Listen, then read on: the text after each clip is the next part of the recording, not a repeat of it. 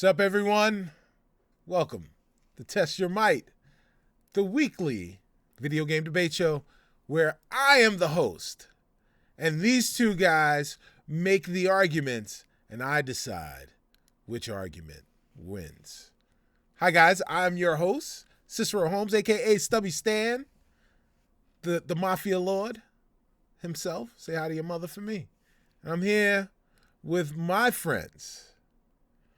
The one right over here, he's right over somewhere. He's that guy. They call him Rubber Duck. I call him Justin. How you doing, bro? I'm doing great. I am ready to do this. I haven't fought Mike in a while, and he's got some heat in store for him. Ah, yes, and that mic that we speak of, it's not the microphone. It's my Blue Yeti. Yes, it is. It's the Blue Yeti of the one and only former stay-at-home gamer. It's Mike himself. How you doing, Mike? I am good. Yeah? I am. Yeah. Okay. I'm excited to podcast. I just All love right. podcasting. Yeah, we're doing a little reversal here. Usually, I'm over here doing the screaming, but this time I'm not going to be doing the screaming. I'm going to be doing the judging. And our normal judge, Jelly, isn't here today. So, hopefully I can do him justice. Jelly, this one's for you, baby. And you know what else is for him and for all of us and for you is if you see us on YouTube, liking and subscribing, smashing that like button, smashing that subscribe button, hitting that notification bell, all the YouTube things, and also reviewing in your podcatcher of choice, whatever your podcatcher of choice is. If you can leave us a review, help us with the algorithms. You know those algorithms. Everybody knows about the algorithms. Help us with our algorithms. So if we can get move up in the world, show the world what we can do, you will be a hero to us. And if you leave us a review, we'll read it. And then we'll talk about it on the show.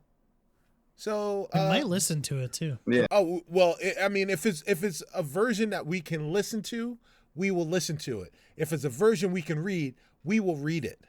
And then we'll talk about both of those things on the show. So go ahead and do those things. Yes, sir. Well, let's see. What else can we talk about? Oh, we can talk about the parent show, the big show, the 90s First, right? 90s First we had an episode out, and that was the spooky episode because it's Halloween time, it's spooky time. So it was a brand new spooky episode of the 90s First show. That's live. We chat about Hocus Pocus, Goosebumps, Ernest Scared Stupid, and there's a special episode on the Halloween's 90s films, and Halloween Kills will come out next week sometime. So get ready. This is our Halloween themed episode. That's right. I forgot about those that Jelly is watching Halloween's. He's still in there. That's why he's not here today. He's too scared. He's too scared. Yeah, I can definitely see that. Poor Jelly. Halloween Kills. Yeah, my partner just watched that while she was out in California. She had to use my Peacock password. She doesn't remember it. So shout out to me for knowing our passwords. I'm her password lock. I'm her password safe. So. But so sorry about the delay on that episode. We did want to try to get it on Halloween out, but we're dads, we're busy, and so finding time to record as well as watch all three of those movies, it's a lot of time. Mm-hmm. Listen, Halloween. We'll get it next week. Halloween is whenever you decide it's Halloween. It's Halloween. Halloween's not a day; it's a season. Okay. Right. Okay. And so like. If it comes out after the day of Halloween, it's still part of the season. Everything's okay. But we appreciate your apology, Mike. Now sit down and be quiet. Okay. All right. give this man too much power. Yeah, that's right. He rolls with it. I'm loving Let it. him Yeah, burn. great, Let him burn. Well, guys, this is the chance. This is the chance I've been waiting for. This is why I wanted to do this. Because it's time for the question of the week. Question of the week. And this week, question of the week is again inspired by the one and only Rubber Duck. Favorite game by a specific developer / publisher. And this week, we're choosing Bethesda. So, guys, Mike, what is your favorite Bethesda game? So Bethesda for me it's tough because there are often times where I just don't finish the games. Sure. So because a lot of them are just incredibly huge games Right. and long. They're massive. And I just don't have time for it. And plus, a lot of the really highly regarded and renowned Bethesda games Right.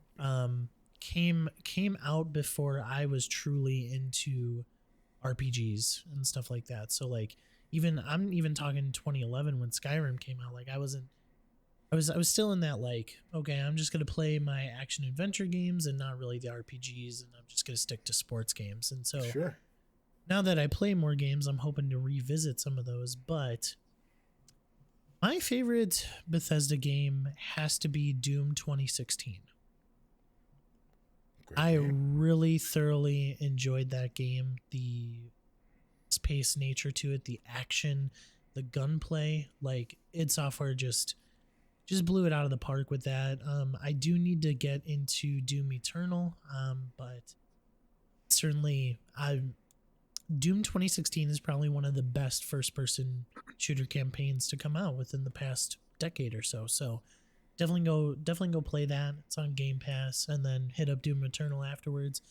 They're really good. So All right. So Doom Eternal or Doom 2016. yep, all Doom right. 2016. Yeah. Good one. Justin, what about you? What's your favorite Bethesda game? This took me a really long time. I've grown up with Bethesda way before Microsoft has them, and it took a lot of thinking for me. It was a hard decision to pick one.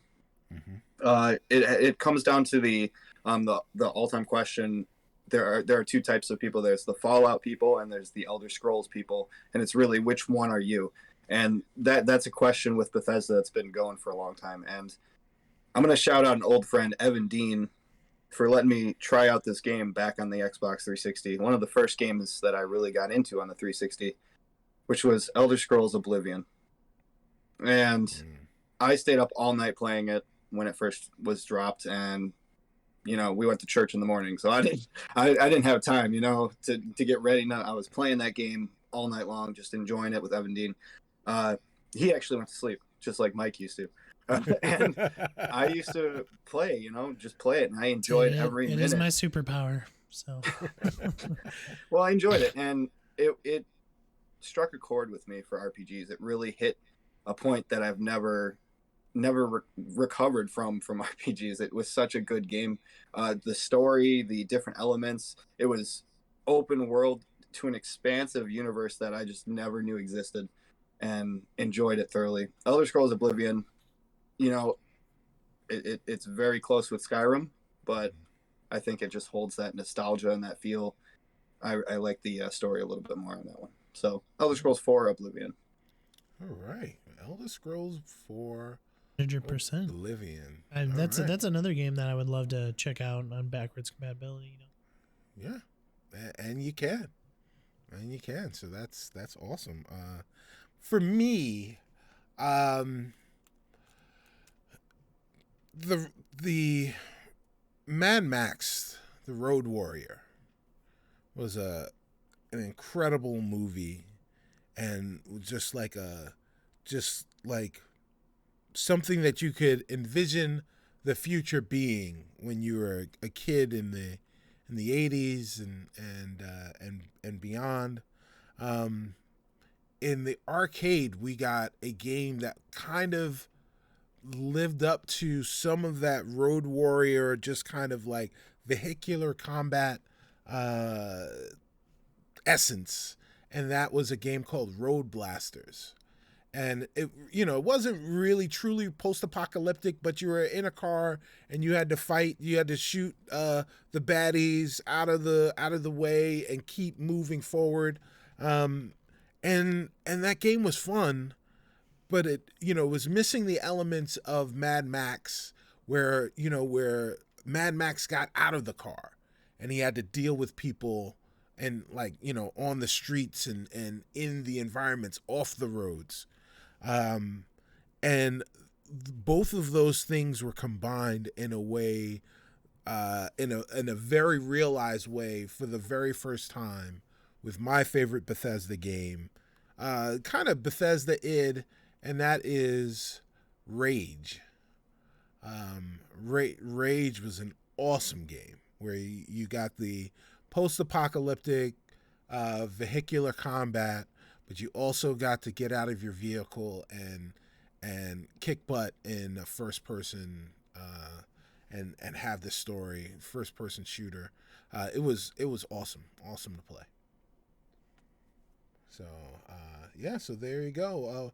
Why don't you guys tell us what your favorite Bethesda game is? Tweet at Test Your Might. Oh no, tweet at 90s First on Twitter, because Test Your Might does not belong to us. What does belong to us are the games that we've been playing. Justin, why don't you tell us about what you've been playing? Been trying out some new stuff. Oh, okay. I've been putting down, the classics that I've been playing, and Diablo, and picking up some interesting new stuff. Mm-hmm. I dabbled into a game that came out on Game Pass this last week called Into the Pit. It's a roguelite. Yeah. Very visually interesting. No voice acting. Roguelite, first person shooter, very quick movement. Very quick. You're running around like you're on, a million gallons of caffeine. You're running real fast and shooting things first person. Not my type. I like roguelikes now, apparently, but it wasn't my cup. I wish there was some voice acting in it, would have made it better. Then I dabbled into Fatal Frame, the remake, remaster. I've walked maybe 10 minutes into the gameplay. I played the pre-log, which looked really old and dated. And then once the actual game started up, it was kind of like they put it back in quality and then buffed it up to where it's at for the new game, the actual game. But I didn't get very far, because as soon as you start off, you get a camera, and then they allow you to go into a custom mode where you just push the LB button and the X button together, and you can move a camera around the entire environment, and everything around you freezes. You've got all different camera functions to take photographs and frames and borders and all the different exposures and everything, as if you had like a fancy $1,000 camera. And I just sat there taking photos of the scenery, and it looked awesome. And I didn't face a monster yet. I didn't see any ghosts, but I cannot wait to just be like, take a picture. Nice. It's going to be good, because everything around you freezes, and it looks so good. Then, as Cicero would say, an old flame kind of looked up to me, and I booted up Craftopia, and hung out with some buddies. There was an update, visually looking better, new age that I progressed to in 2 seconds because I was ready for it, and then enjoyed just playing with friends with better quality graphics for about 2 hours. It was fun, and it's still looking good, still in beta or alpha, wherever it's at. Million games wrapped into one with Craftopia. It's a great game on Game Pass or Xbox preview right now, so give it a shot. That's what I've been playing. Trying out some new stuff and having a little bit of fun with old flames. All right, you know what? I'm going to go second, and then I'm going to let Mike be our anchor. So I'm going to talk about what I've been playing, and I really haven't been playing much of anything new, or at least, new to the show, I jumped back into the Ascent this week, and had some fun with that. Actually, was playing 4-player Ascent for the very first time, and it was really good. I'm very happy to have jumped back into that game because I forgot how much fun I had with that game and how much it has scratched that cyberpunk itch since cyberpunk itself was not. I'm constantly amazed at how much a small studio was able to do and produce for the masses, and the fact that it's a Game Pass game has just been brilliant. So I played some of that. I'm playing some more Madden because the scouting update is there. So I'm now doing the franchise, trying to figure out scouting, seeing how that integrates with the drafting, and hopefully bringing Madden up into the new generation and making the game worthwhile again, finally. But the game that still has like my energy and my attention is Insurgency Sandstorm. Just the more I play it, the more I learn to appreciate just how difficult it is, but not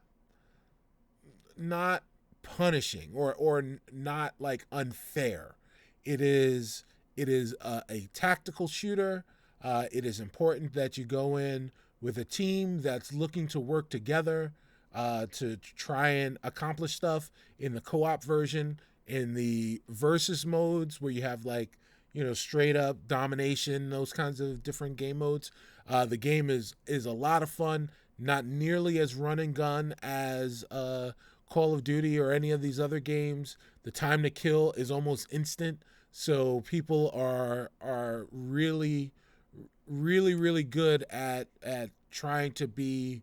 If you go out and you try and play it like Call of Duty, you will die a lot. So it's a lot of fun. It is a lot of fun. Yes, got to be tactical, got to communicate, got to work as a team. And teamwork makes the dream work, baby. So those are the games that I'm playing. Mike, what are you playing? Yeah, so once again, another week of not being able to get into too much games, but I was able to set aside some time.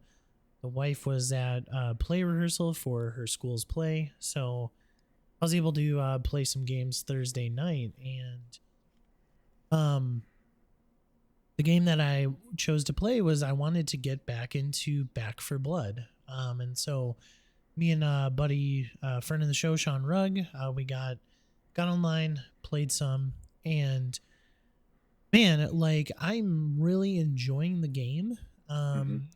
But we were on the lowest difficulty setting, and we got to the very last mission in Act 1. And it just seemed like the difficulty spiked tremendously. Like we had no chance in this last mission. We obviously were on our run, and we had 2 continues. And so the first time we died, we're like, well, I have no idea how we're going to do this mission. And so we tried the mission again, and I had noticed that there are there was something in the mission that we were not doing correctly. And so this time around, I fixed that. I was shooting the barrels to blow up the mine shafts that the hordes of zombies were coming from. However, it didn't matter. And so, so I 100% blame you two guys, and because both of you were not there to help Sean Rugg and I, and we were dealing with bots and then the bots would go down. I had Panda Express. I had to, There you go. I mean, clearly, 100% your guys' fault. No, but I'm just Yeah, I mean, no, that's okay. I'll take that. I'll take that blame. Listen, Justin had Panda Express, and as anyone knows, that when you're playing Back for Blood, and Panda Express comes around, that means Panda Express wins, and you're gone for the rest of the night. But the reason I was there was not because, or I wasn't there, was not because of Panda Express. It was because of the Knicks. Bing bong. Let's go. All right. Because of Panda Express, I had prerequisite plans to finish House of Ashes with coworkers, which I did finish. So, I don't care. You know. I don't care. You guys left us to die. We were. You just gotta get good. Out zombied. No, honestly, to be 100% honest. Yeah. Like, I don't know if I want to play this game without 2 other people. Well, it's meant to be played with 4, just like the Ascent. I mean, I just don't believe that this is a game, even for just 2 people who are very competent in first person shooters. Like me and Sean can play video games, but like the having bots just not being useful against that type of difficulty setting, it just wasn't the best. So yeah, but I just shoot explosive barrels next to teammates when I play, so yeah. Well, regardless, next time I play, I want to get an actual group of 4 people, because the unfortunate part is that there is a slight roguelite element to it, and that after those 2 continues, you have to start all over. Oh, yeah, you have to start that campaign all over. So me and Sean, we went back to level 1, and I'm like, Sean, I think I'm done with Back for Blood for tonight. So we shut off the Xbox and just chilled. So there's a couple games that I downloaded from Game Pass. I downloaded Visage and what was it? Unbreakable? I don't know. I'm not sure. Regardless, I'm unchangeable. So I'm gonna try those out, and then I'm going to try to finish Psychonauts as well. So I've heard nothing but good things from Visage. I've also downloaded it, just haven't started it yet. And it's right up my alley with psychological horror. So for sure, 100%. All right. Well, what's right down our alley now is some news, guys. Let's get into the news. First item up for news talking is that reports have circled that the Nintendo 64 emulation on the Switch Online is not performing at its best. Guys, why does Nintendo keep taking the shortcuts? Mike, why does Nintendo keep taking shortcuts? Dude, I don't know, man. Like, do they? I mean, yeah, it's ultimately a money thing. Sure, you could say that. I just think it's almost inexcusable the way that they are handling their like accessibility to their games. Like they put it in this online service, whatever, upgrade to the expansion pack. That's totally fine. That is your prerogative. If you have $50 for a year, that's whatever. That's good. But at the end of the day, like, if I'm paying $50 a year to play 20-year-old games, I want them to run good. Mm-hmm. And I don't want you, Nintendo, speaking of Nintendo, I don't want Nintendo to basically say, oh, we're going to give you this on the Switch, but if you want to play Ocarina of Time, the best version of that, you're going to have to buy a 3DS and then buy the 3DS game. That type of thing. It's like, why don't you put the best version that you possibly on the Switch? Because this is where your player base is, you know? Mm-hmm. And so it's just kind of annoying that they're taking these shortcuts. Now, is it cool that the N64 games are on the Switch? Yes. I think it's really, really cool that they're bringing some of these iconic and classic games forward, right? But at the end of the day, they need to be playable. I've also heard complaints about not being able to remap your buttons. Pro Controller does not translate well to the N64 controller. So, and apparently you can't switch buttons up. So people are big, and that's another thing. Nintendo's like, yeah, buy this $60 Nintendo 64 controller that connects to your Switch that works great with the N64 games. It works really well. Yeah. Yeah, well, so Justin, what say you? Why does Nintendo I'm not going to say keep taking shortcuts, but I'm going to ask you, why do they keep doing this? What do you think? Nintendo's trying to catch up, I think. They've got our money, and they're trying to bring in more nostalgia, more feels, more reason for us to want to be on the Switch when all this other stuff is coming out. And I feel like they're rushing it. They're rushing it a lot. I myself was planning on upgrading. Mike knows I was planning on doing it. I have the $20 a year one. I was like, N64, Mario Kart Online, can't wait. I got the reports the day of, and I was like, I got to see this for myself. From button layouts to sound quality to latency issues. I go over to a buddy's house, boot up Yoshi, and close my eyes and just listen. And it was horrific. It was bad. You know, the IGN video doesn't even do it justice. Shout out IGN. It sounded horrific. And I was just like, this is a game that I grew up with, and they can't even get the sound quality correct when emulators and illegal ways of getting the games have been doing it for years, and the sound is fine. It's just the frame rate that's a problem. Mm-hmm.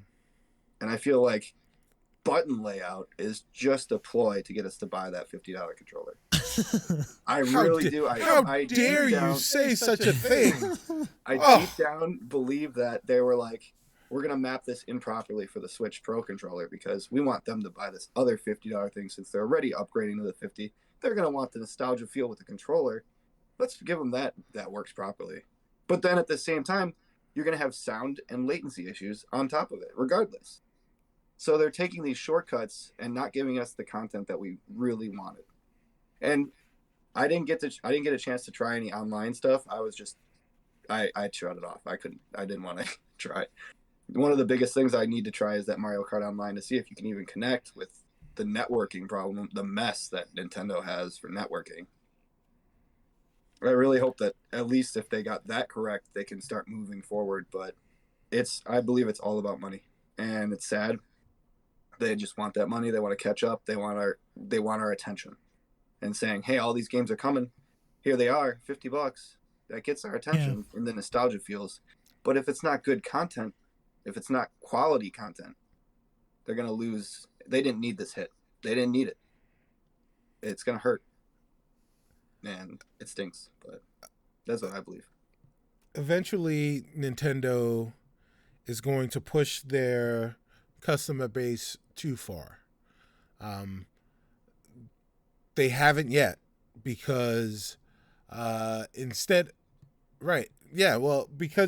of seeing people upset about the fact that you can't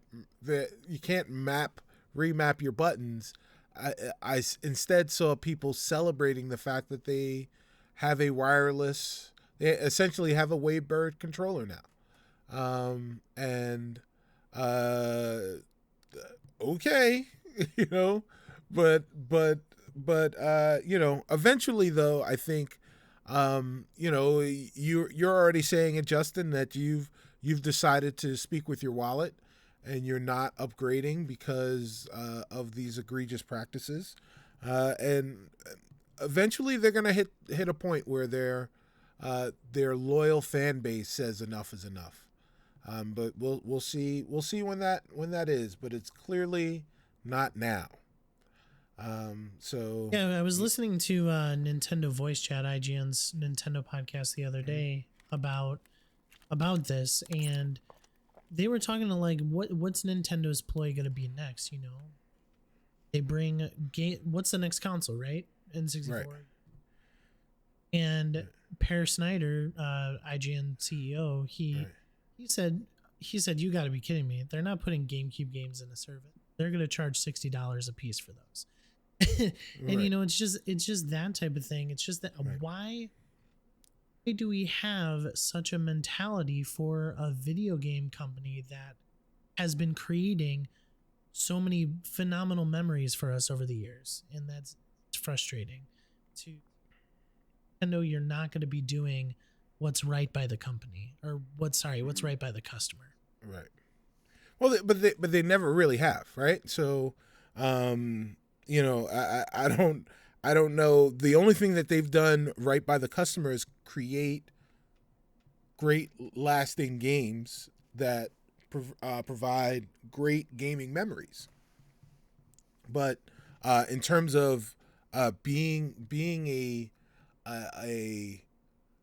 a console manufacturer or a development house or a publisher that is customer focused and looking to reward their fan base for years and years of decades of loyalty, generation of loyalty.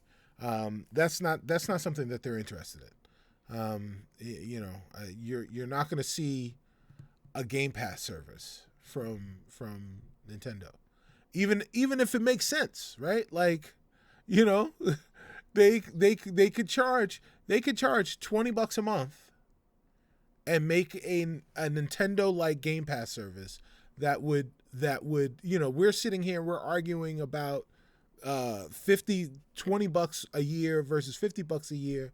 People would pay $20 a month for access to the Nintendo library. Easy. And you know, just the past library. And they can rotate games in and out as they saw fit, and people would still pay that money. But they're never going to do that. Yeah, I was actually thinking about that when Mike told me that GTA 3, the trilogy, is coming out, and GTA 3 is getting PlayStation Now release, and we're getting San Andreas with Xbox. I was like, okay, so that leaves Vice City for Switch, but the problem is Switch doesn't have a service that's going to give that away for free. Right. And they're never going to. Right. So it's like that game just gets lost in the fold.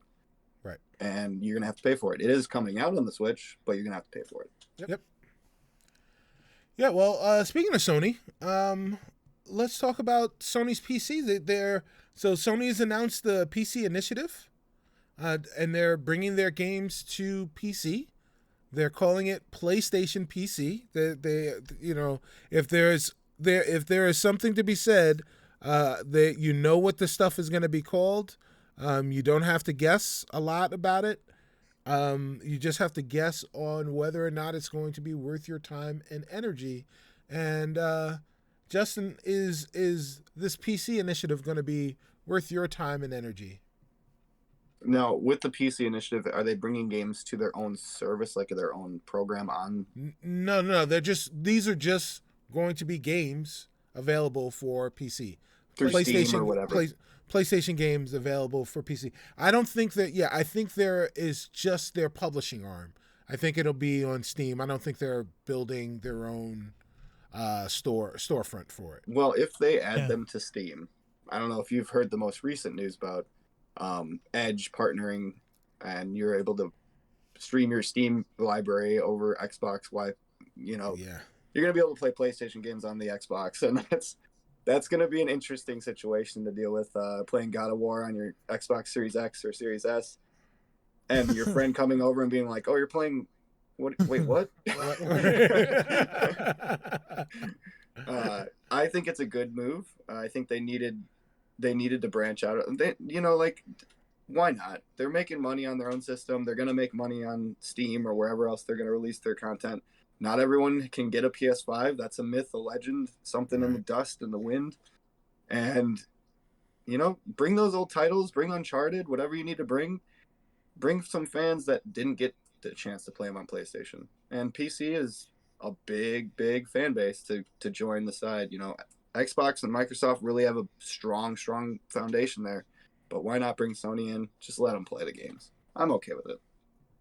Yeah, Mike, are you also okay with it, or do you have a problem with PlayStation PC?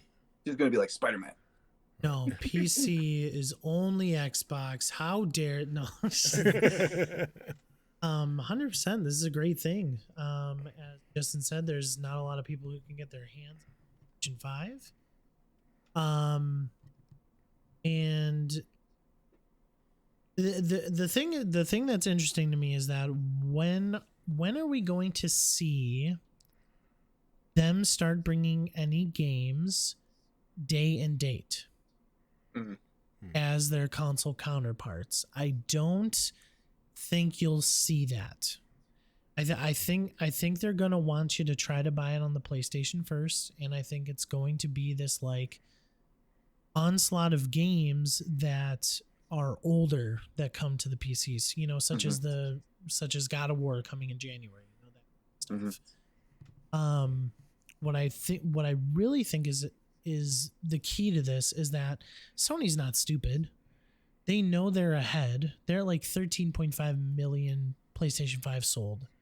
They know they're ahead. So they know that one of the ways to get even more ahead is putting their games.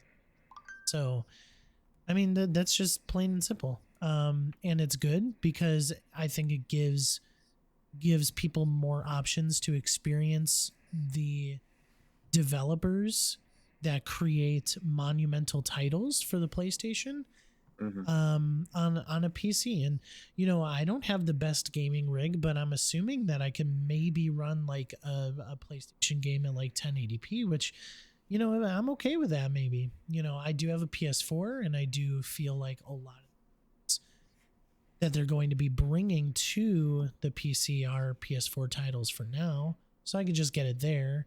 But at the end of the day, like, it gives the players more options, which is very good. So yeah, well, yeah, I kind of agree with you, Mike, that I don't think we're gonna see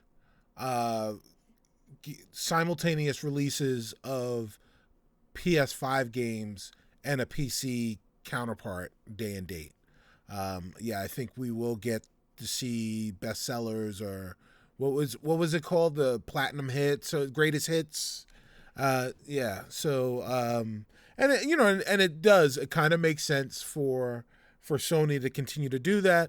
They don't want to put themselves in a Sega situation where they're just kind of giving away their software, which is what everybody always wanted in the first place.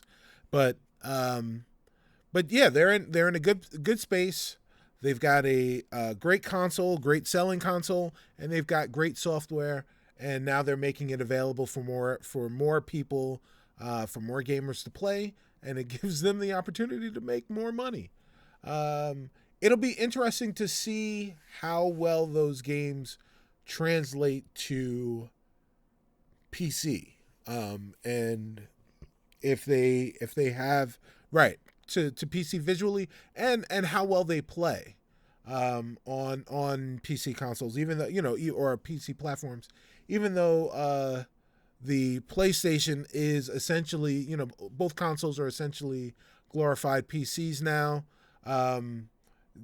When you're working with a finite rule set and hardware set, you can code games a certain way, and they don't have to make room for a lot of variables. We're talking about first party games. They're only when these developers are designing these games, they're only focused on a very, very finite set of hardware parameters, and they optimize those games for those very specific parameters.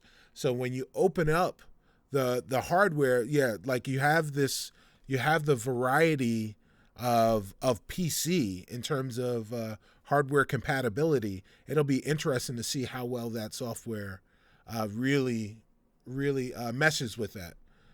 Yeah, I mean, it could potentially be that, but you know, we don't know. It'll be interesting. It'll be really, really interesting to see.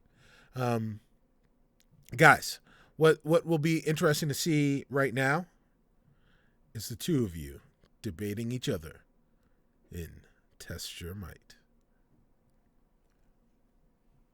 Are you guys ready? I'll try to be. Oh, all right. All right. Well, I like this. I like this. Okay, well.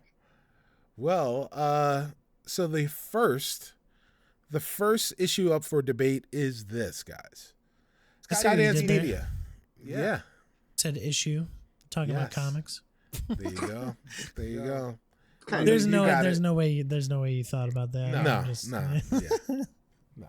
But I'll let you get it. I'll let you have that. Skydance Media is creating an original Marvel game with Amy Hennig as the creative lead. What character? Amy Hennig, of course, from the Uncharted series fame. She was the writer of the Uncharted series and was the head of an unknown Star Wars game. People believe it was the dead but not forgotten 1313, but we will never know. But she is the creative lead on this new Marvel game. What character should this game be? And, its focus and why? All right, guys. Now, normally we would choose a guest or something goofy would happen. But yeah, you know what? Something goofy is still going to happen. Earlier today, guys, I consulted the great folks at random.org Oh, and chose a number between 1 and 10. And I will allow let's see. Who is older between the Justin two of is. you? making me feel old. Come on. All right. Well, Justin, you get to choose first as the number. Whoever gets closest to the number 3.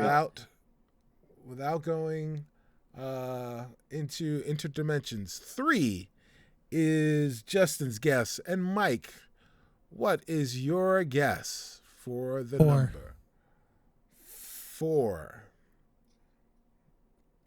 That was terrible. But it allows you to win, sir, because the number was 8. Yeah. 8. Price is right. Random- He said Price is Right rules. So Yeah. Well, I didn't. I said without going over, but I said actually without going into an interdimensional rift. But it doesn't matter. Mike, you won, so you get to choose to go first or second. What would you like to do, sir? I'm going second. All right, Justin. What character should Amy Hennig's new game be, and why? All right.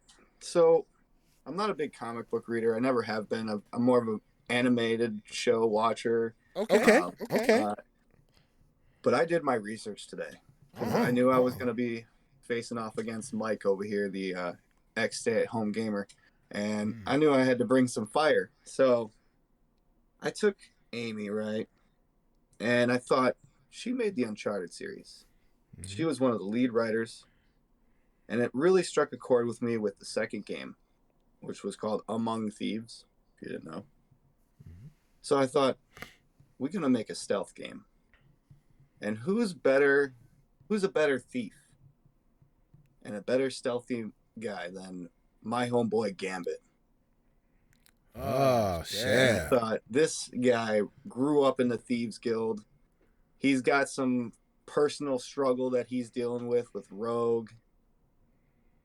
I think this game would be phenomenal. A Gambit-based game based around before when he was in the Thieves Guild learning his art and craft all the way until he meets Professor X and Rogue. And I'll tell more about it after I hear Mike's comments here. But Gambit is a phenomenal choice for Amy. Just it flows so well with her style, and I feel like she could do it justice. Yeah, well, there you go. You got Gambit. And Mike, you counter with... So Amy Hennig is obviously one of the greatest storytellers in video game history, right? She is lauded for her. I mean, she writes incredible stories. 100%. And one of the things that I was thinking about here is that, you know, I can go ahead and argue my favorite superhero of all time, Daredevil. You know, I could go ahead and argue even Spider-Man or something like that, you know, and Spider-Man would have felt a little tongue-in-cheek because, you know, Insomniac has already created a fantastic universe or whatnot. So I didn't even want to go there. And so I started thinking about like what video games in history, story-wise, have done really well for me personally. And one of my favorite games of all time, it's Max Payne. And what is a comic book character, or rather, who is a comic book character that has somewhat of a similar story to Max Payne, who I believe can be fleshed out and written about very well. Do you have like a skull? He might, with a Amy Hennig twist, and that is the Punisher. Yes, Frank Castle himself. I really think that, like, just with his backstory, what is always promising about Amy Hennig is that she always displays a grounded but very, very emotional and deeply impactful story. And that's what Frank Castle is. You know, at the end of the day, he does eventually become like, you know, he's the Punisher. Like, he kills, he's a vigilante, so to speak. But he's doing it for a reason. There's backstory there that really, really could be fleshed out. And I think Amy Hennig would be the perfect person to do so. Okay. Well, so the question asks who and why, and I'm going to add the how. So you've told us, Justin, that it's Gambit. You've told us why Gambit, right? How? Yeah. What's the how? What is this game going to look like? What is the story? What portion of his story are you going to talk about? Let's go. I'm going to take a unique story. Now, okay. Amy, like Mike said, like Mike, great movie, said that she's great at storytelling, impactful, emotional stories. What's more emotional than the relationship of Gambit and Rogue? Never being able to touch. And the one time they do touch, it's a bad thing. You know, it's a very bad thing. Rogue sees what he is. And I feel like Amy would take this story of him growing up, becoming Gambit, deciding with a moral compass throughout this entire game what to do, whether to assassinate people, because he was an assassin, or to steal for Professor X, or whatever he needs to do to get the job done. He's going to be working towards a moral compass of decisions. Be good, be bad. The whole entire game. And Rogue is going to remember that. And at the end, the twist, the villain of the game is none other than Rogue. So you're fighting for the love and the connection of this person that you met that you can never touch. And she sees what you really are, and she becomes your enemy. And I feel like that right there would be an impactful story that Amy could tell better than anything because of her storytelling. And that would hit fans right in the soul, right in the heart. What you got, Mike? Mike, what do you got? Well, I mean, I think one of the biggest flaws that you have in your argument is that literally the current run of Rogue and Gambit in comic books, they are married with 2 children, so they do find ways to touch each other and to make things happen. So I don't know if that is necessarily a decent plot point there. I mean, Punisher just fits well, like even in the Uncharted mold, like 3D action gunplay. And obviously with the, I mean, Cicero, you've played Uncharted 4. I believe Correct. You think it's one of your favorite games of all time. I agree. And like the systems that you have in there, the gunplay feels good for an updated version. And now think of, I mean, what are we, like 4 to 6 years removed from that? Like actually no, that wasn't that more at the beginning of the PS4 generation. So like, I mean, we're pretty far removed from that. Think of the things that you could do. I mean, Punisher, a lot of people love the power fantasy of video games, and that's what you would get with Punisher. And you have the story to back it up.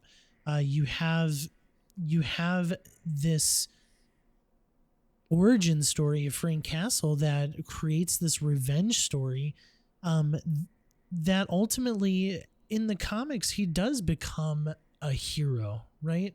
And you can live out that fantasy taken. And one of my favorite things about Frank Castle is somewhat similar to the early years of Batman, is that like Frank Castle's vice and his reason for becoming the Punisher is because of just like grounded villains. Like, I mean, like the mafia, basically. I mean, Cicero, you're the mafia lord himself, you know? Like, you understand these stories, and this honestly would be just, I would love to see just Amy Hennig take on this character. I mean, there's not going to be any stealth. You're going in guns blazing. People like those. People like those games where you feel powerful, and that's what you get with Frank Castle. No, I do agree with you about that. The fact that people do love guns blazing. There were some games that came out recently, or in the past few years, called Dishonored. I'm sure you've heard of them. They're stealth games. They kind of flew under the mold for me because the story didn't really captivate me. And I feel like if you were to have that kind of game with the stealth element, but also with a memorable character and a great relationship or power struggle story, I think that it would sell great. You were talking about how the Punisher has abilities that can help him do the mission, whatever he needs to get done, you know, whether it's good or evil, and turning out to be a hero. Gambit has abilities that would help as well, just as Dishonored had. So one of Gambit's biggest abilities is able to charge objects and blow them up. So with the moral compass, you could either choose to blow it up and cause harm, or you can choose to blow it up and cause a distraction. You would be able to use his abilities as well to get through, to get the mission done, or whatever you need to do. And I feel like the choice of being an assassin or being a thief, while having that mushroom effect of story of Rogue and him fighting or getting together, seeing that the moral compass moving, that would be a great game. And I think that it would captivate people more than Dishonored, and it would have a memorable experience throughout the entire thing. I think if you want a game that has that has a moral compass, it is Frank Castle. Like, there are moments in the comics where he battles with, is this the right decision? And ultimately he does want revenge for his family. But I think that you have this type of redemption arc that would be beautifully written by Amy Hennig. This needs to happen. Frank Castle. It's going to be a hard decision for Cicero. All right. Well, it definitely could have been a hard decision for me. Because, man, I love Gambit and I love Punisher. And I love both of these approaches. But I've got to say, if we were talking about a Gambit Origins game with this love interest where we go back in the past, we've got these flashbacks, and then we go to the future, and we're talking about Gambit and Rogue's love for each other, versus an origin story for Frank Castle and the Punisher, where like his family has died and he's just starting to become the Punisher, where he's hunting down the people that killed his family. That would have been really compelling, but Justin wins because that's not what we got. What we got was his family died and he's the Punisher. He's punishing people. I think that Amy Hennig could make a great story out of Justin's proposed game and character. Justin, circle gets the square. And we move on to the next topic, guys. Halo Infinite. is adding an open world aspect to the game with outposts included. Besides the chief, which character would be the best to go in guns blazing into an outpost? And this time, Justin, you won, so you get to choose. Do you go first, or do you back cleanup?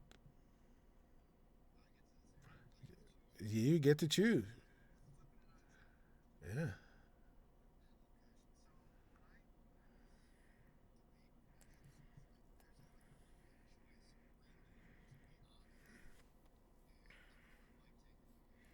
Yeah, okay. He's going to give you the one obvious choice, Mike. Do you take it? I don't even know what that obvious choice would have been. We'll find out. So, oh boy. Now you're making me second guess myself. Yeah, it's all a mind game here. Circle gets the square. Hollywood Squares is what I would go in with. See, is it the Punisher? Ooh, I don't know. Should I argue Punisher again? Right. Gambit. Punisher Halo DLC. Yeah, there you go. Frank Castle DLC for. Oh boy.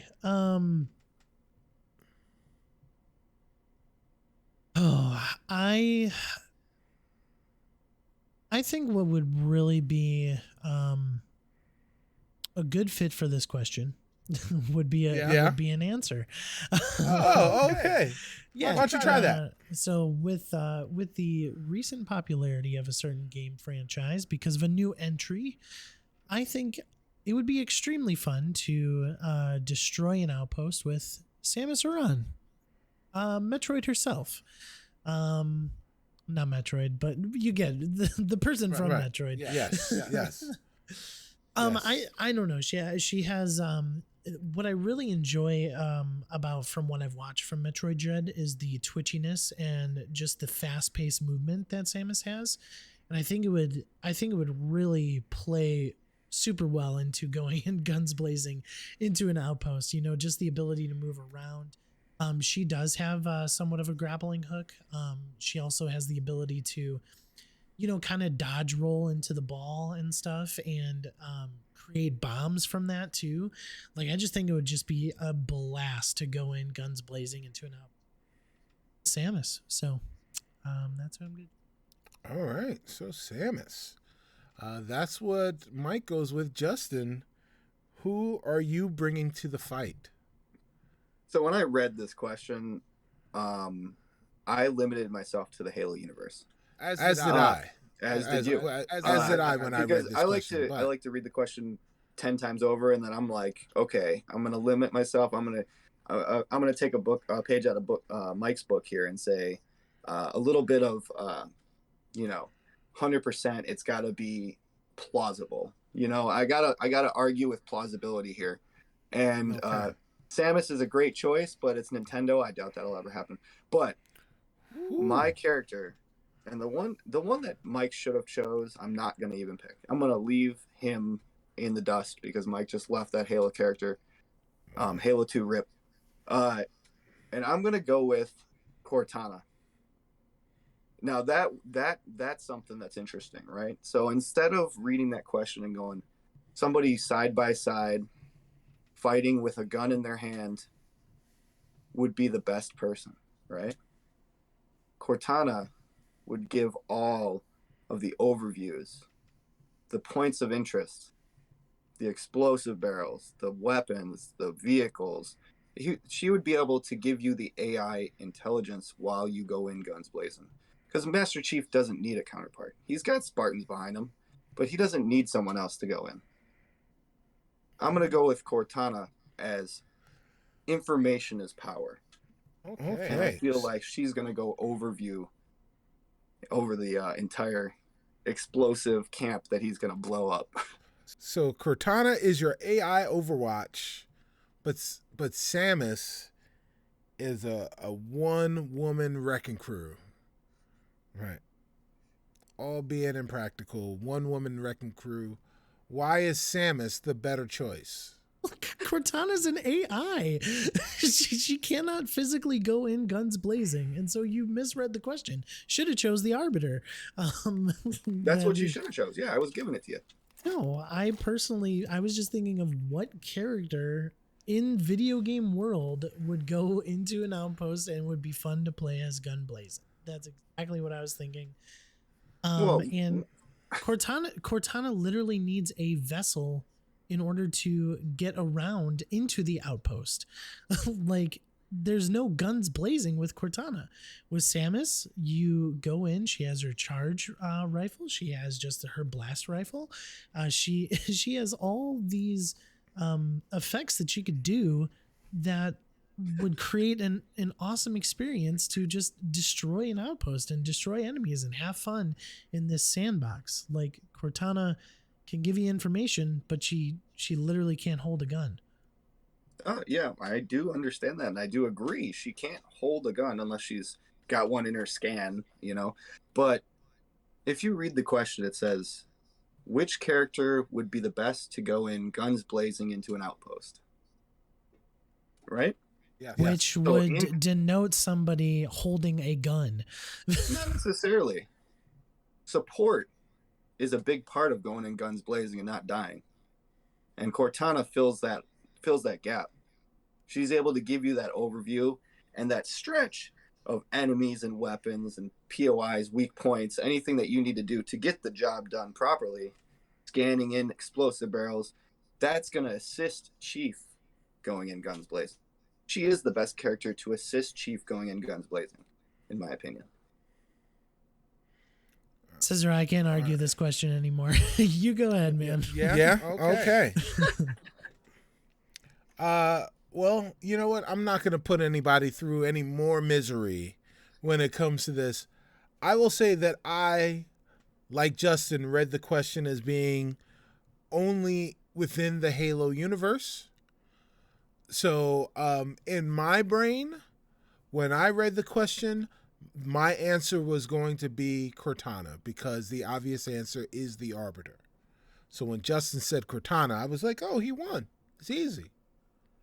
But then Arbiter was the one that I thought he was going to pick. Right. But I wasn't. Well, okay. Maybe I should have rephrased the question. Sorry. But then Justin didn't do the thing that I thought I would have done if I were given this question, which is to say that, yes, she's an AI, but you put that AI into the outpost, and how she goes in guns blazing is by using their own guns against them, their own services against them. And that wasn't the argument he made. But the argument that was made about Samus, someone that I wasn't even thinking about, was a sound one. And if there wasn't a Master Chief, Samus could easily take his spot. So, Mike, congratulations. You win. Thank you.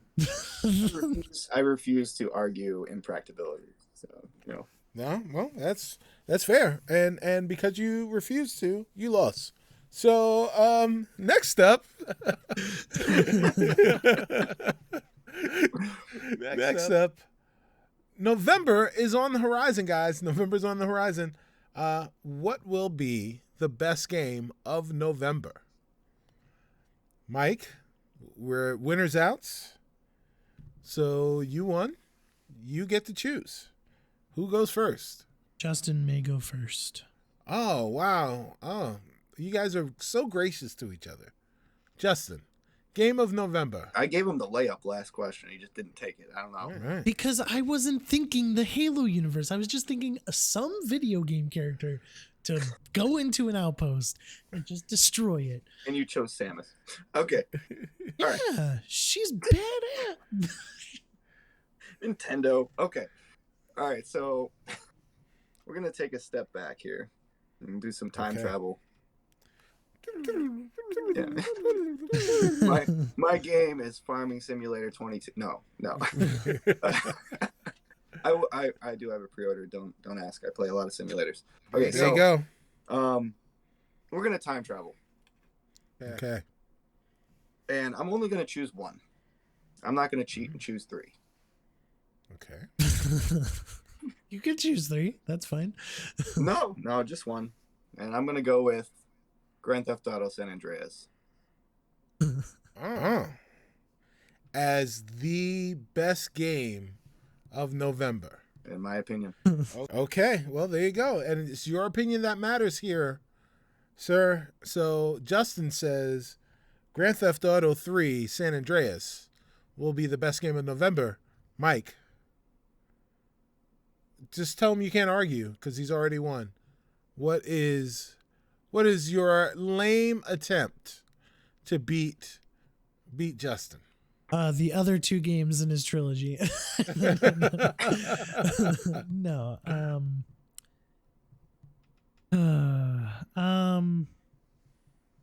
Farming Simulator. It's got to be it. No. I think I'm going to play into my question in the wording that I did. I think it's going to be Forza Horizon 5. I really think so. I think it is a visual showcase. People have been itching. Wait. We're gonna hold your description for the next round. He gave his, you gave yours. Justin, I'll allow you to tell us why Grand Theft Auto 3 San Andreas will be the game of November. Okay. So, from my opinion, I think that this game is going to cause an uprising. I think that fans of the series that have grown to become fans of the series after over the last 3 generations with Grand Theft Auto 5, well, 2 generations, 2.5 generations, you know where it's at. It's been a while. People have been playing GTA 5 for years now. GTA Online, loving every minute and spending money and making them billions of dollars. Those numbers are crazy. They've been itching. Now, the story mode of GTA 5 is phenomenal. Phenomenal story. A lot of these fans have grown to know that as GTA. They haven't experienced what came before. And I think this game in particular, GTA San Andreas, with the amount of content, the amount of innovation that they added at the time, and the expansive world, it's bigger than 5, and the uniqueness of its locations is going to turn heads, because visually it's going to be up to date. Control wise, it's going to be sound, brought up to where GTA 5 is. So it's going to be easy for these fans to transfer over. And what's a better way to do it than to give it in Game Pass? Xbox fans are going to be able to play this day one for free as long as they have a subscription. And most have a subscription. GTA 5 has been coming in and out of Game Pass. You know, change the season, it's in, it's out. I don't know what's going on. But fans for GTA have been itching for more story for years. And to have a new story that is as expansive and as unique as this, with locales like Los Santos that they've seen. Grove Street is in GTA 5. If you go down that block, it's there. To be able to play this game for the new fans, for the old fans, I think that it's going to hold a higher player base and player time for sure than Horizon will. Horizon is going to look phenomenal, but its players are going to drop off over time. It's not going to hold that same fan base like GTA does. Tell him why he's wrong, Mike. So, you're wrong. I said tell him why. Not that he's wrong. So, one of the things that I was listening to this the other day, I watched the Next Gen Console Watch show from IGN, and they had a episode on ray tracing. Like, where is it? And one of the things that people have been wanting, people have been yearning for is just a high showcase visual game. And with Forza Horizon 5 on your Series X, utilizing that ray tracing, and not only utilizing that, but having the phenomenal backdrop of Mexico and the look and feel of it. I think Forza Horizon 5 is just going to hit a lot different than even like Forza 4 did. Forza Horizon 4 did. Like, I think that, you know, this is going to be just a staple. The things that they're adding to the game, they're adding track creators, game creators. Like, I think your argument for people dropping off is a little bit flawed because of how much they are adding to the game, with their track creators and stuff like that. And just people are really looking forward to seeing this visual showcase. Your argument for Game Pass is flawed as well because mine is also coming to Game Pass. So I think that's kind of offset there. But also just the culture and just the vibe of this Horizon 5, I think it's just going to be brilliant. And I think it's going to have a huge player base for a long time. And not only that, it has fantastic controls. Like it is more than likely going to go down as one of, if not the best racer of all time. And you said that people are going to experience San Andreas like a new story, but it's not new. It's old. And even kids playing GTA 5 probably have booted up once or twice to at least experience the the memes, so to speak, of it, and to see what it was all about. I think Forza Horizon 5 has got November on lock. All right. I didn't want to have to go here, but I'm going to have to pull out the big guns. Uh-oh. So your game is racing simulator. Okay.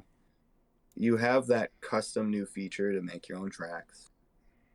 You got, a fan base that's been growing steadily, and they've been bumping the level up each edition of the game that they keep coming out with. Visually stunning, gonna look great, not disagreeing with that. And yeah, they're both in Game Pass. They're both gonna be in Game Pass. That's correct as well. But what does GTA have? GTA San Andreas has characters that you see.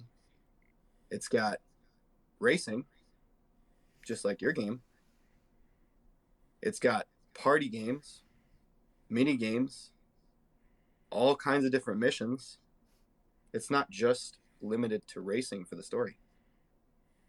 And I feel like the expansive universe is going to grab a lot of different genre lookers, not just one for racing. And I feel like that limit, even if it looks amazing, yeah, you'll boot it up to look at it because it's pretty. But I feel like the expansive amount of genres that Grand Theft Auto 3 San Andreas is going to captivate will hold a bigger audience for longer. Just a story playthrough is 32 plus hours. If you're going for completion, like I have in the past, and I probably will again, 83 plus. That's 83 hours. Just completing stuff. Single player, playing whatever you need to do, having fun.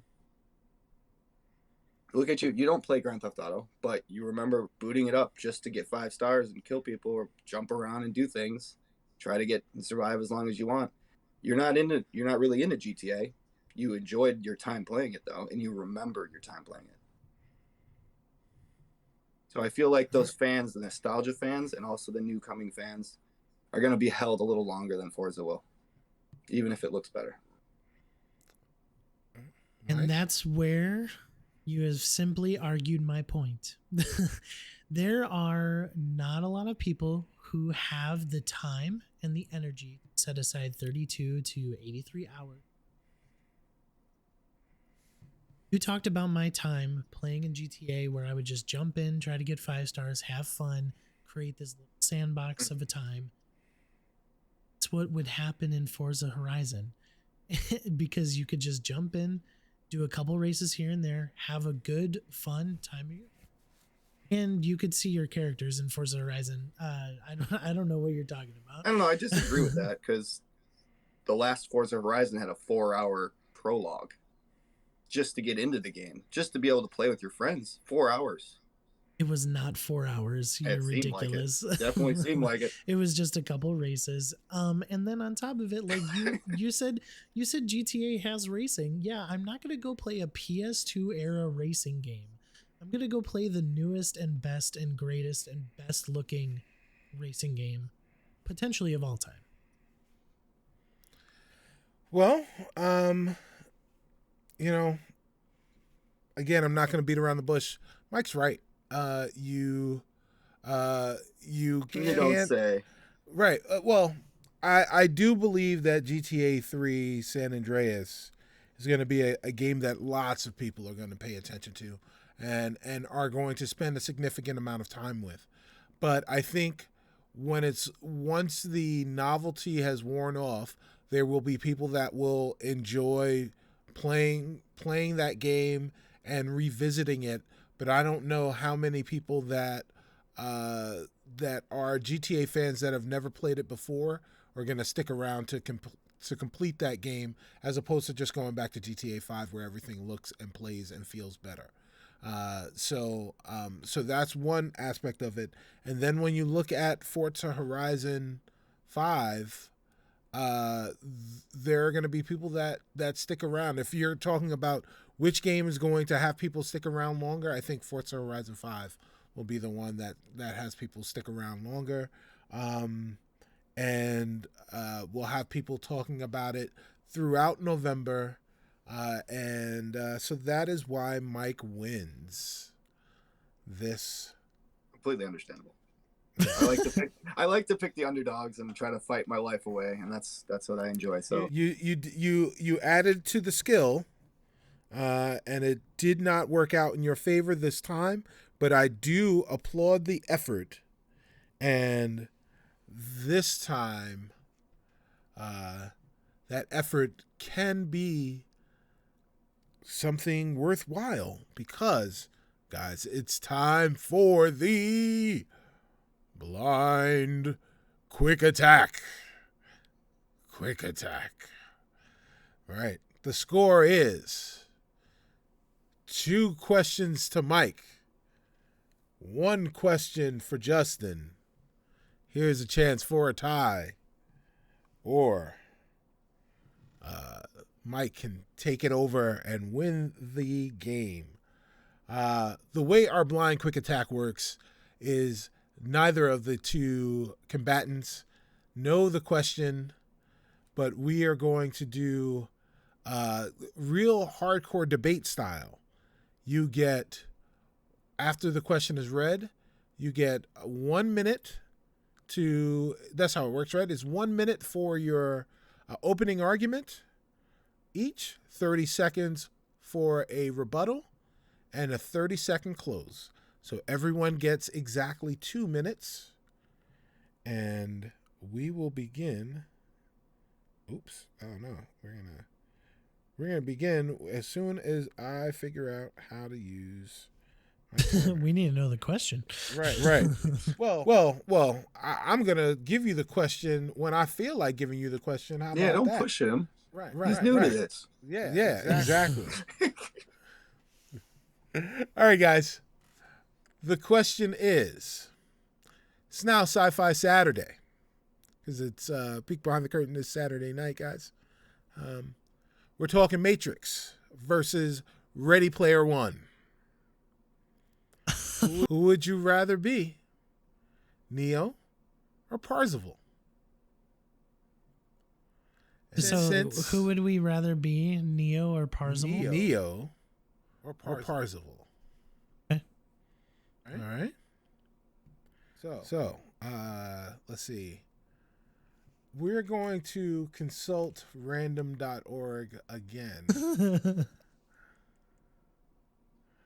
Neo or Parzival?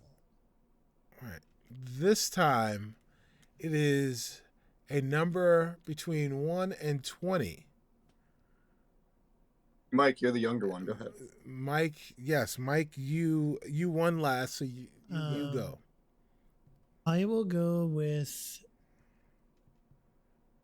14. Okay. Then I will go with 13. Cicero's like, really? Hey, whatever it takes. Whatever it takes, that wins. The number was 7, so Justin,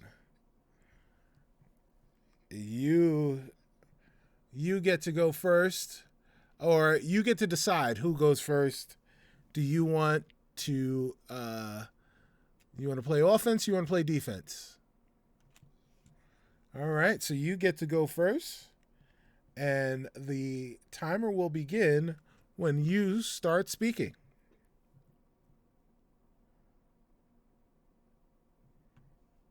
Pregnant pause. So I'm gonna go with Neo. I'm gonna give Parcel to Mike.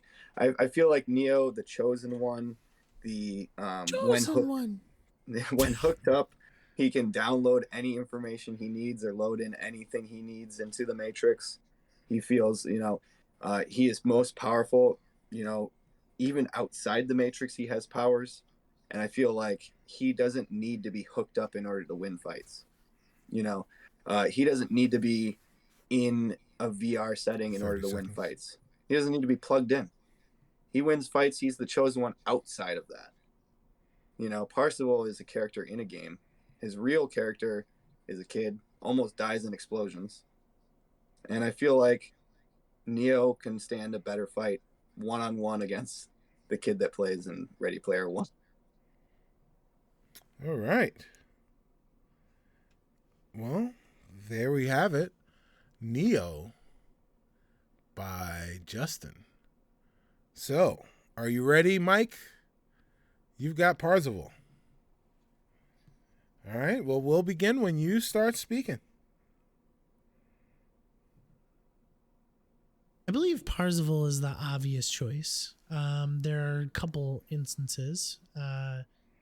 First thing is that he's a virtual reality character, so he can grind. He could basically become whoever he wants to be, and ultimately at the end of the book rather, I'm going to argue the book side. This is better. At the end of the book, he becomes that person. He becomes whatever he ruler of basically the virtual reality.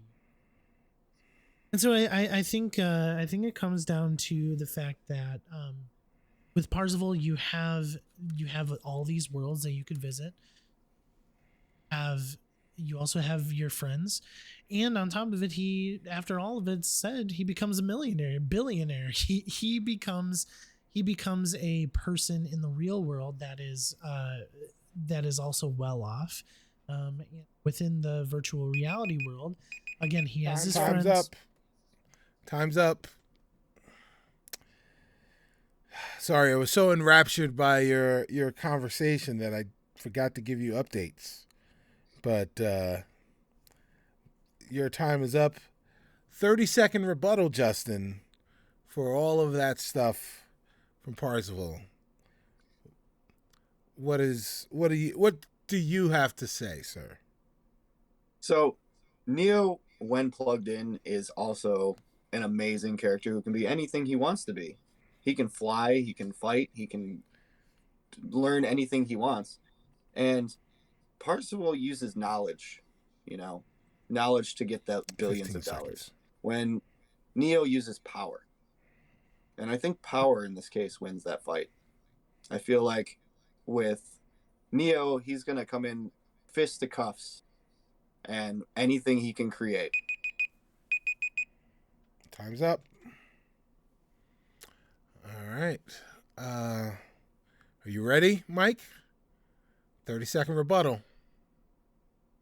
I know he's the chosen one, but I think you have more depth with Parzival. I mean, you can fly, you stop bullets or whatever. But with Parzival, you have the ability to just enjoy life read, you can watch movies. His knowledge is his power. He just continually shows that he's enjoying his and Neo he's 5 always seconds. getting attacked by those agents. Like, he never has a down break. He's Time's up. All right. Well, 30 seconds to wrap it all up. Your closing argument. Justin, begin when ready. So I believe that even in his virtual self, Neo is more powerful and more knowledgeable than Parsifal. He's got all of the world and anything ever created able to be downloaded. And I feel like that is why he wins. In a virtual setting, and even outside, he's got friends too, and he saves their lives. He reaches in and holds a heart to keep it beating. I've never seen 5 Parsifal save a seconds. friend's life like that. He reached inside of someone's chest and Stop. All right. Closing arguments. Mike.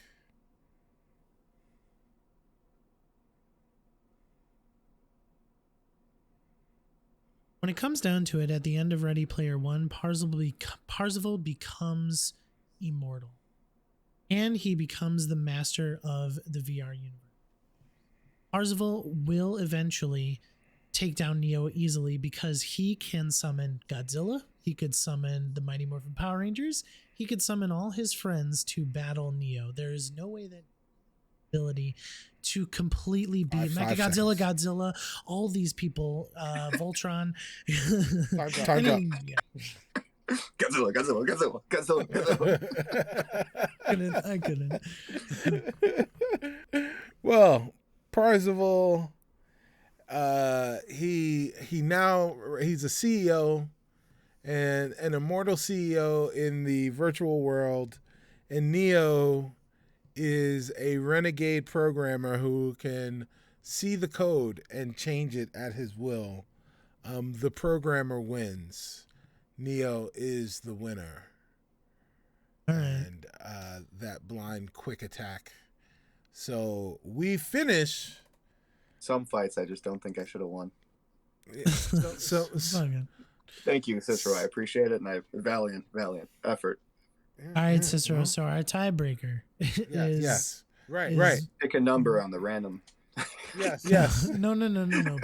Pick a video game, one that is related to our episode today, and look at its Metacritic score, and then Oh. All right. Okay. All right. So We talked about Halo. We talked about yeah. N64. We talked about Yeah. Bethesda, Alright. GTA. And you're right. So we talked about all of those games. We also talked about Metroid Dread. What is the Metroid Dread Metacritic score? Is this Price is Right rules? yes. Yeah. Yeah, Price is Right so rules. if we both Okay. go over, it is then who is the closest. And the Metacritic Okay. scores out of. Out of 100. So I would go first then. Sure. Because you just won. Okay. I'm gonna allow Mike to go first. All right. I am going with.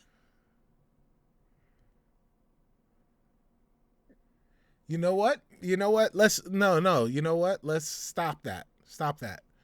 I want you guys to both write down a number. Thank you, Write Cicero. This down is a good. number.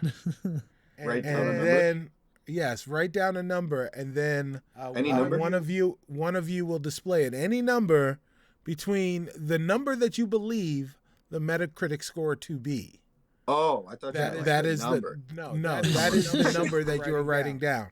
So that way, you can't just Price is Right score your way to victory. Okay, good job, All Cicero. right, so 8,020 does not count. That does not count, sir. It is a number between 1 and 100. Okay. All right. So, Mike, give me your number. 87. 87 is the number that Mike gave. 84. 84 is the number that Justin gave. The Metacritic score for Metroid Dread is 88. 88? 88. Congratulations. Wow. Mike. Yeah, You are boy. the big winner Of of Test Your Might. That's Yay. crazy. Episode 54. Well done. Well done. Well done, sir. Thank you. Well done. Thank you. We were in the Thank you very ballpark. much. Yeah, you guys were both very, very close. And now it's time to leave your mark with our leaderboard. Tonight's leaderboard is top 5 recent movies you would like a game of. These are movies within the last 5 years. So, if you're not familiar with our leaderboard, this is how it works. We each give our top 3 answers for the leaderboard. Of those 3 answers, we each give one game or one response as something that has to be on the leaderboard, and we debate the final 2, or at least vote on the final 2 spots. So out of 9, we will choose 5, and that will be our leaderboard in no particular order. So I guess I'm on this thing as going first. I am not going to go first because I didn't think about this. Mike, you can go first. You didn't think about it? Okay. So I would love a Knives Out video game. Where you come in as Daniel Craig and you're the detective, you know, you're trying to figure out the story. I think that would be awesome. I love Knives Out. It's probably Knives Out is probably one of my favorite movies within the last 5 years. Oh, So- yeah. Oh, yeah. Okay. Awesome film. By the way, did you say we're doing last 5 years? Yes, last 5 years. okay. Within the last 5 years. I didn't know Yes. if you said that or not. Yes. All right. The other one that I was thinking was, honestly, it was, Justin, you're going to hate me, but maybe Don't take my choices. it was the first 4K Ultra HD movie that I ever watched, and it was at Justin's house, and it was Ready Player One. Would be really, really. I know it's like video game Inception, Yeah, but like right, I right. think I think it'd be fun to go into that reality as Parzival, and just live that life and see all the people around, you know. And then finally, I want to double check yes, okay. Finally, it would be Onward. I think Onward would be a great selection for a movie. It's basically a fantasy wizards stuff, like adventure. Yeah, super fun. Okay. All right. Yeah, Justin, I will let you go next. I'm an avid movie watcher, so this question, I picked 4, Right. and that was hard for me because it's one thing to pick great movies that you've seen, which my list would be much longer, but to pick movies that would turn into great games, and that's something that is huge about this question, is making sure that it would mesh well into a video game. Mike, your choices are valiant. I love them. Ready Player One, I almost put on, but I was like, it's a little too, it's hard to make that into a game. It really is, to make it work well. Number 1 on my list, in no particular order, out of my 3 that I'm giving, is going to be Split. Now, when I think of this game, I think of an action adventure where you're playing the villain and you're being pulled, no control, into these different personalities. You're playing these roles, and then you have no Pretty choice. interesting. Switches, like a flip of a switch into a different personality, and now you're playing that storyline. Yeah. And your character acts different, it talks different. It would be great. I might steal someone else's by saying this next one, John Wick. I'm surprised they haven't made a game already with the amount of fan base and shooters. They kind of have. There's a John Wick puzzle game, and I think there's another one that came out. So match 3. I'm talking about first-person shooter. No, it's not match shooter. 3. It's match 3 puzzle game. Are you talking Candy Crush? Clash Royale, Candy Crush. No.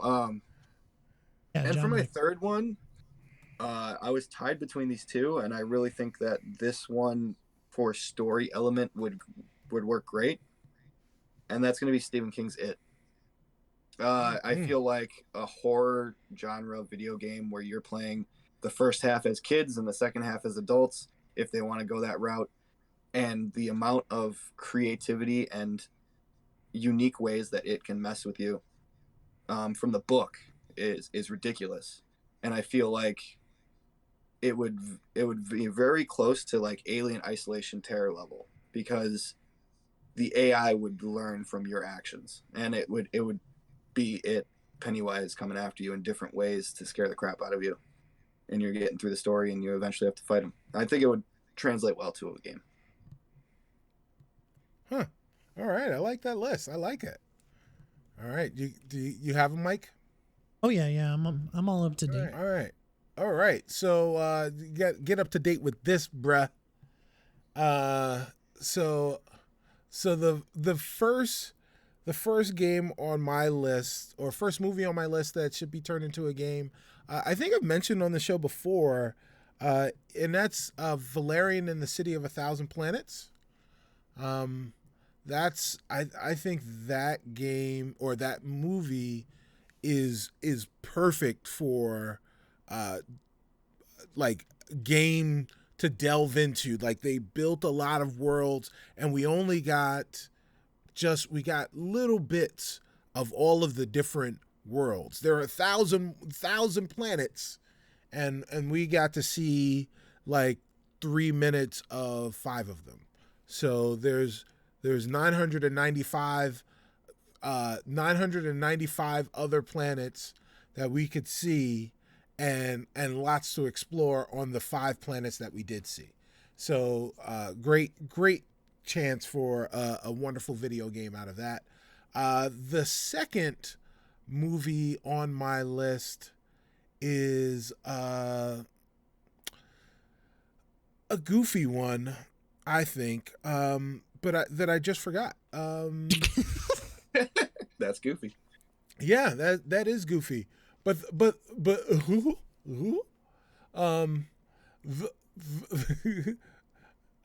third one though is very meta, right? So right, we're gonna come back to it, right? We're gonna come back to it. So the third one though is very meta. I think we should have a video game version of Sonic the Hedgehog, the movie. The video game. Okay.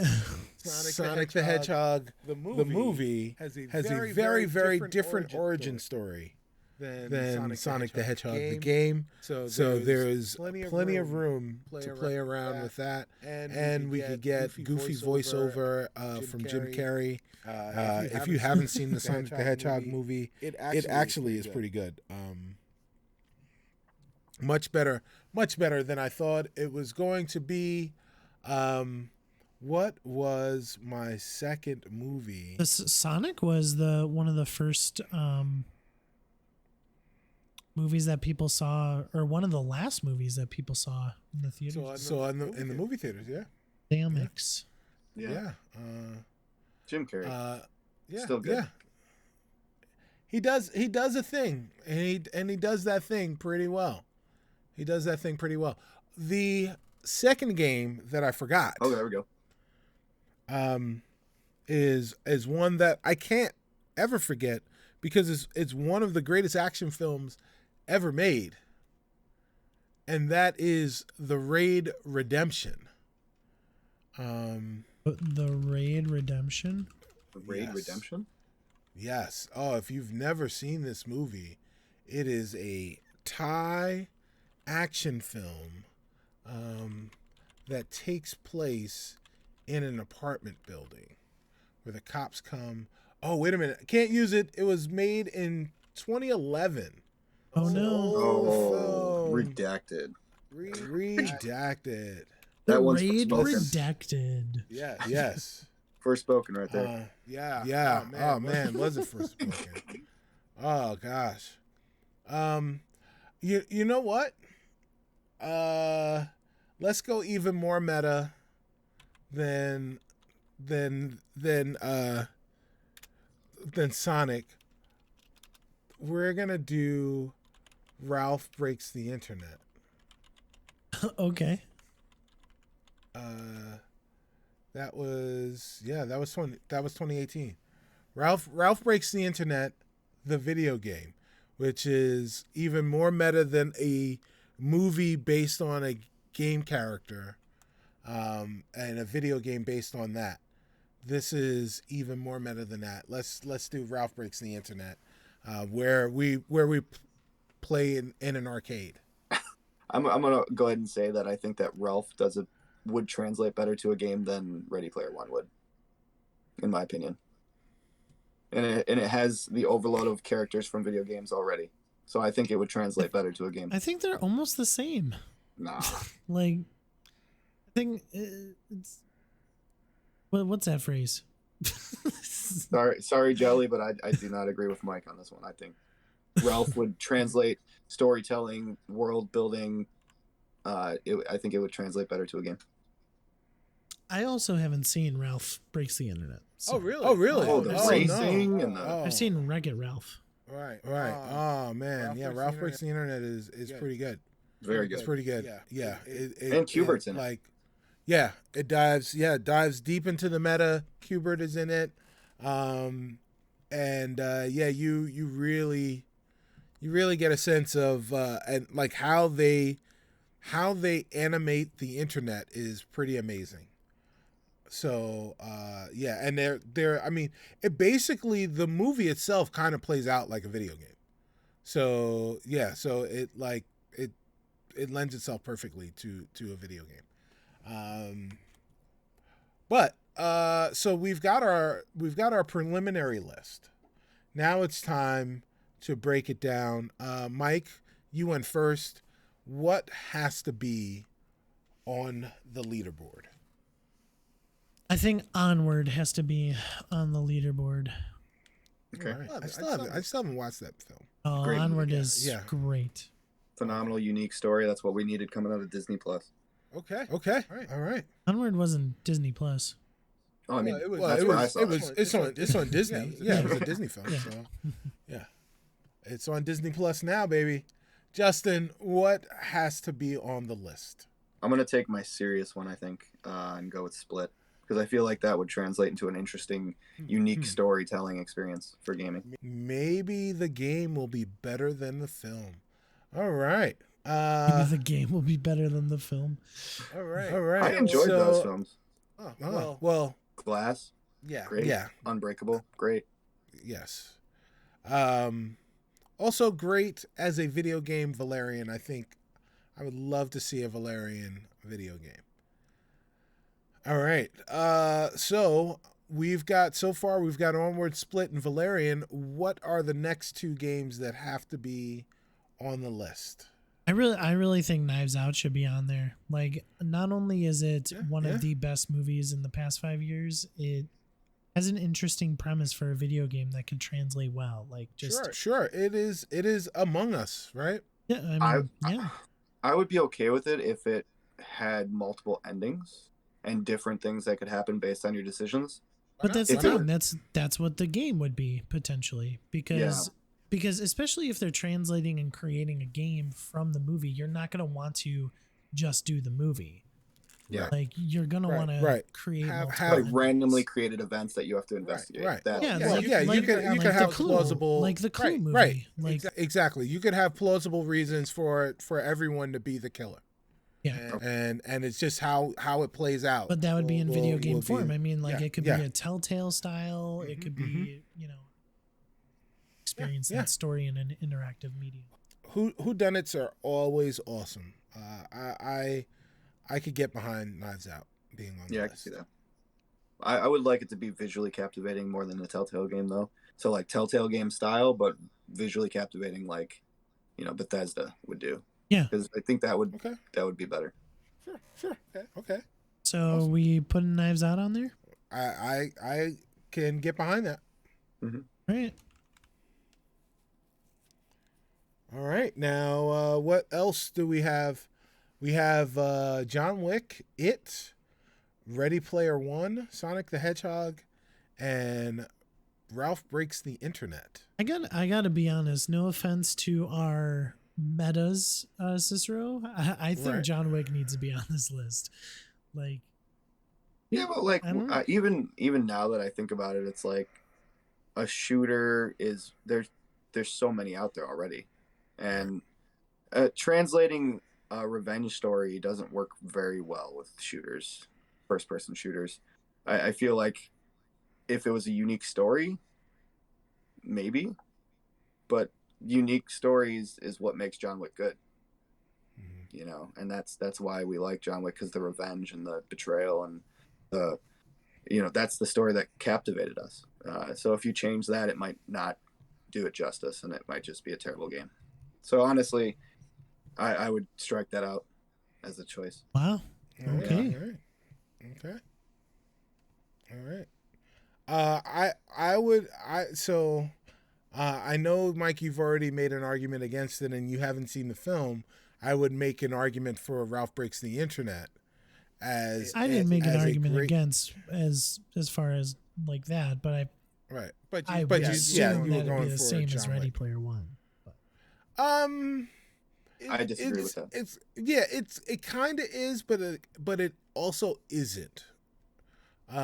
Because like there aren't outsiders to the world in this. These are visitors to a new land, as opposed to someone that exists outside the world that's coming into the world, into this new realm. So these guys go from the arcade into the internet, and they're still digital. So like they still exist within the world. So in that way, they're different. I think that the way that the internet is portrayed in Ralph Breaks the Internet leaves so much room for exploration, and I was almost going to say explorability.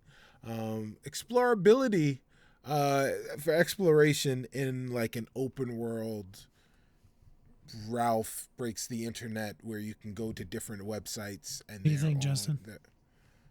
I think I should fight for it. Okay. Because I feel like the story alone, from what we're taking from either the movie or better the book, has such a good basis and a foundation that could translate well with technology nowadays. Sure, and I feel like horror wise, it could scare the crap out of fans. Yeah. I won't play it, but an alien isolation with Pennywise sounds absolutely terrifying. So yeah, but and it sounds like a gold mine. But not only him coming as a clown, but him coming as so many other different terrifying things that could, I think back to Until Dawn, where the narrator asked you questions of what you were scared of before you started playing, and then it implicated those into the game. And I feel like Pennywise would be that's what Pennywise does. He feeds off your fear. So I think it would translate so well. And then also have the element of beating him at the end, if you can survive that long. I feel like it would be a unique experience for sure, even though you wouldn't play it, Cicero. But it would sell it. It's a gold mine, like you said. I'm with it. With it. All right, yeah. we're doing it. I'm with it as well. There you go. there you go. You want to know what my my honorable mention was? What is your honorable mention? Tenet. Wow. That's a great movie, and I think it would translate. Yes, but you would get to the end of the game and you wouldn't be sure. Yeah, yeah. You'd be like, did I don't know. Right. Yeah. Right. I haven't think seen I it either. finished it. Yeah. It's a great movie. I think I finished. It's the same movie forward and backwards. Like race car. He's not wrong. Yeah. Yep. It is race car. Well, that is our leaderboard, guys. So our leaderboard, in no particular order, is top 5 recent movies you would like a game of within the last 5 years, and that is Onward, Split, Valerian, Knives Out, and It. And it has been a pleasure being your host today for Cicero, thanks for this hosting me. episode of Test Your Might. Thanks for letting me host. Did you guys enjoy that? Oh, it was Enjoyed my deliberating. If you enjoyed our deliberating, please make sure you do all the things, right? You like, you subscribe, you hit the notification bell, you tell your friends, you leave reviews, you do a lot of homework because you love us so much and you know that we're worth it. So do us a solid by making us even more dope than we already are. Engage with us. We'll engage with you. We'll do it again next week. For Mike Anstead, for Justin, for the departed Jelly, I am Stubby Stan, a.k.a. Cicero. We are out, and we say peace. Say hello to your mother for me. Say hello to your mother Bye-bye. for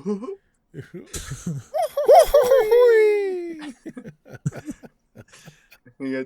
What was- All right. Have a good night, everybody. I don't know what that was, Cicero, but now I'm scared. Oh, that was Goofy's like that was he's yes. like jumping up in the air. Right. I do it really good actually. Oh, But you do? I would wake up okay. my kids. So You're in the sub basement. no, but I would. You gotta do some soundproofing. I was They're- doing they're right up there. Pennywise. So, Oh, Oh okay. yeah, Georgie. I was gonna more rasp. No, not that. Oh gosh. I am Georgie. Have a good night.